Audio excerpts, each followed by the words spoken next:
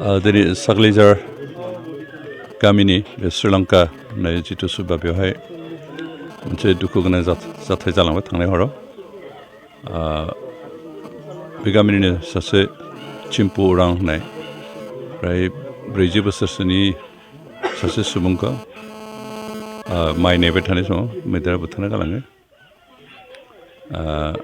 बे ओनसोलाव ओरैनो सम सम मैदेर आरो मानसिनि गेजेराव नारा नाथा जालायबाय थादों आरो बेखौ होबथानो थाखाय सरकारनिफ्राय गोबां बेबस्था लादोंबाबो हास'वाखै आरो बिनि जाथाय मैया जालांबाय आरो बेयो न'खरनिनो मुरब्बिमोन आरो बिथांनो अबथिरा जिउ गोमाजानो गोनां न'खरा जथेस्थ' दुखु खस्थ' गोलैसिगोन।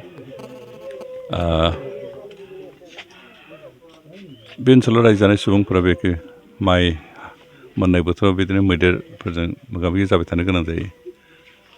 जों रायजो हिसाबै बा सरकार हिसाबै मैदेर आरो मानसिनि गेजेराव बिदि नारा नाथा जालायबाय थानायखौ बासायनो थाखाय गोबां बेबस्था लादोंबो जों साक्सेस जानो हायाखै आरो बेखौ जों नाजालांबाय थादों, सरकारा नागाराखै।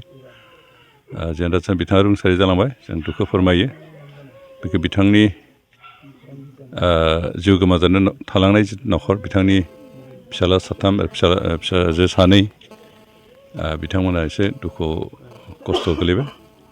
अब्लाबो जों रायजो राजा हिसाबै बिथांमोननि प्रति दुखु फोरमायदों आरो बे फरेस्ट डिपार्टमेन्टखौ जों खावलायदों जाहाथे बिथांमोननि बे खहा जानायनि बिनिमयाव जि डिपार्टमेन्टनिफ्राय क्षतिपुरन होनायनि बेबस्था दं बेखौ जाहाथे थाबैनो होयो।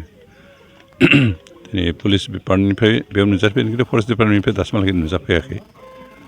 बेनिखायनो जों खावलायदों बे फरेस्ट डिपार्टमेन्टनि DFOनिफ्राय आरम्भ खालामनानै रेन्जार जेसेबां दं बिथांमोना जाहाथे खबर लाफैयो आरो बिथांमोननि न'खरा क्षतिपुरन मोननायनि बिथिङाव जिखिनि खामानि मावनांगौ डिपार्टमेन्टनिफ्राय बेखौ जाहाथे थाबैनो खालामना होयो, जाहाथे न'खरा अन्तत गोबां खहा जानायनिफ्राय बासायनो हायो।